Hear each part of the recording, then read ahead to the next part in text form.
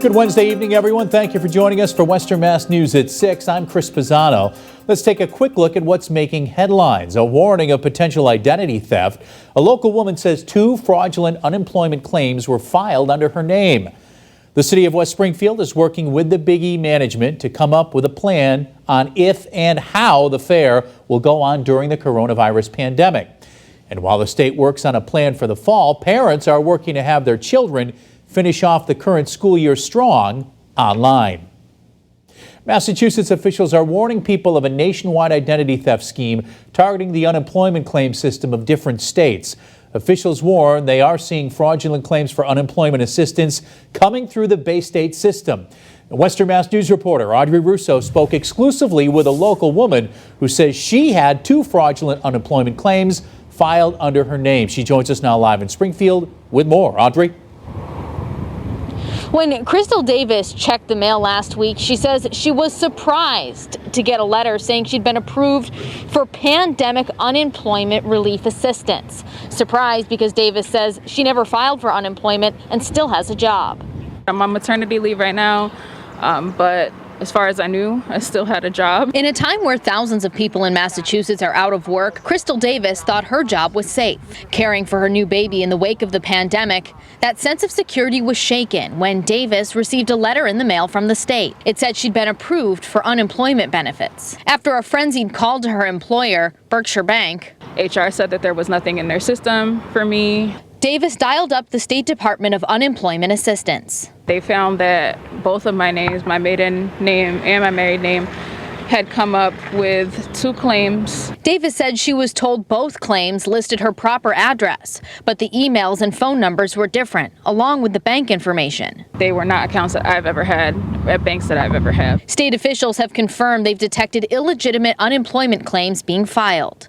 They say the fake claims use personal information stolen during recent national data breaches. The Secret Service was estimating that the losses could be up in the hundreds of millions of dollars. Steve Wiseman is a Bentley University professor who runs a website about different types of fraud. He says the coronavirus pandemic is the perfect time to defraud overloaded unemployment departments. The hackers are taking advantage of the states trying to process these claims right away and not double checking with the companies themselves that the people are supposedly been working for. And these letters approving false applications for unemployment could delay the legitimate help people are waiting for. The Labor and Workforce Development Secretary said in a statement, quote, "While the program integrity measures we are taking will unfortunately mean that some claimants will experience temporary delays in payment, we believe these steps are necessary to respond to this unemployment scam." That's the warning shot. First, you contact unemployment so that you straighten it out. But you also better check your credit report with each of the 3 major credit reporting bureaus, because it also is an indication someone has your social security number. For Davis, the feeling of security has been replaced by more questions. A whole bunch of different scenarios. Was my identity stolen? Who was this that would do this? Why would anybody do this? The Department of Unemployment Assistance says that if you receive one of these letters and you didn't file for unemployment, that you should reach out to them and report it immediately. There's both a phone number that you can call and a website that you can visit. We'll have both of those on our website, westernmassnews.com. Live in Springfield, Audrey Russo for Western Mass News. Audrey, thank you for that live report. The latest now on plans for the Big E to go forward this year. If and how the popular fair will open during the pandemic still under discussion. Western Mass News reporter Sarah Guernelli spoke with the mayor of West Springfield to see how the city and Big E officials are moving forward. She joins us now live outside the fairgrounds with more. Sarah? Chris, we are right outside of the Big E Fairgrounds, where you can see they already have acts lined up for the big event. But the big question is if they will actually be able to open. Year after year, crowds line up and have some fun at the Big E in West Springfield. But there is a lot of uncertainty if and how the iconic fair could open up this year due to the coronavirus pandemic. Who knows what's going to happen in 4 months? That's kind of the thing we're operating under now.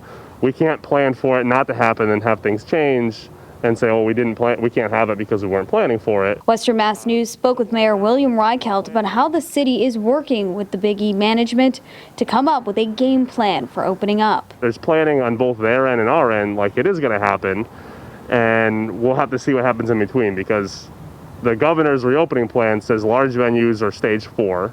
The Big E would be classified as a large venue, so whether or not we get to it, how everything goes over the next 4 months is going to be a big question. The Big E already has acts lined up, including singer Jesse McCartney and Carly Pierce. Western Mass News reached out to the Eastern States Exposition. The president and CEO sent us a statement detailing how they're planning to keep fairgoers safe. It reads in part, "We recently established a COVID resiliency team. Members include ESE board members, key staff, a medical, public health care professional, and with permission of Mayor REICHELT, the West Springfield Director of Public Health." The mayor says if they can open up under the governor's orders, the fair will have safety restrictions in place. It may mean the temperature checks by the infrared thermometers. It will likely mean face masks. It will be a lot of tape on the ground where 6 feet is and all that. So I think And under the governor's guidelines, big venues can't open up till phase 4, which that means that could be weeks or even months away. Live in West Springfield, Sarah Guernelli, Western Mass News. Sarah, thank you for that report. And for more coverage on the coronavirus emergency as it continues to develop, log on to our free Western Mass News streaming app. The Diocese of Springfield today announced the creation of an independent task force to handle sex abuse allegations that involve clergy. Western Mass News reporter Leon Purvis is live for us in Springfield with more on this story. Leon. Chris, I just spoke with Bishop Mitchell ROZANSKI. He tells me this task force was put together to help the Catholic Church improve on how they handle things and be transparent with the public. I've asked Judge Ford to chair that committee so that we can take a look at it with the eyes of different experts. Bishop Mitchell ROZANSKI tells Western Mass News the Springfield Diocese has created an independent task force to respond to sexual abuse claims within the diocese. This latest move comes as retired Judge Peter Vellis investigates sexual abuse allegations against late Bishop Christopher Walden. Once Vellis's report comes out, ROZANSKI says the task force will review it and make recommendations to the bishop. Now, the task force does not have any authority over the church, but the bishop says they will be completely transparent with the public. If we find that the church has in some way failed victims of child sexual abuse or vulnerable people, we will say that in our report. It'll be public, and we intend to make our report public when it's finished and to answer questions from the media. The 10-person task force is made up with people from different walks of life. Some are not associated with the church or Catholic. It's diverse in ethnicity, it's diverse in gender, it's diverse in faith, it's diverse in geography, it's diverse in experience, and I would not be surprised to find diverse in opinion. And I venture to say that our diversity may be our greatest strength. Now, the independent task force expects to review Peter Vellis's report in the near future. Now, earlier this month, the diocese signed on to a memorandum of understanding with the 3 district attorneys in Western Massachusetts. Live in Springfield, Leon Purvis, Western Mass News. Leon, thank you for that live report. It was history in the making, but Mother Nature not cooperating. What was supposed to be the first manned American space launch in almost a decade was postponed due to bad weather. The 2 astronauts made it on board the SPACEX rocket, but that was where the mission ended for them. The decision to postpone made about 2 hours ago, just 16 minutes before the scheduled takeoff due to lightning concerns. Western Mass News speaking with a local astronomer who says over the last 9 years, Americans have had to enter space by taking off on Russian soil after retiring the U.S. space shuttle program back in 2011. So we just haven't had the capability to do that sort of thing. Our capability ended when they retired the space shuttle. So this is a return to being able to just, have our own connection to the International Space Station that we, really helped to lead the collaboration of countries that built this thing. The SpaceX launch is now set for 3:22 p.m. on Saturday.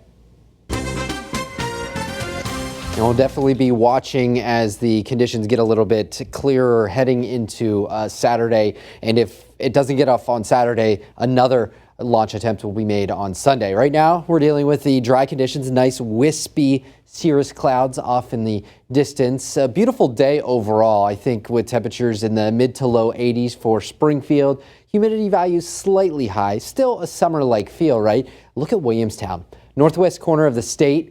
89 degrees was the high. That was one of the highest we've seen across the entire Commonwealth. 87 for Westfield, even up into Franklin County, Irving, picking up 84. We're now back into the mid to low 80s and upper 70s, and we're going to stay on the mild and muggy side tomorrow.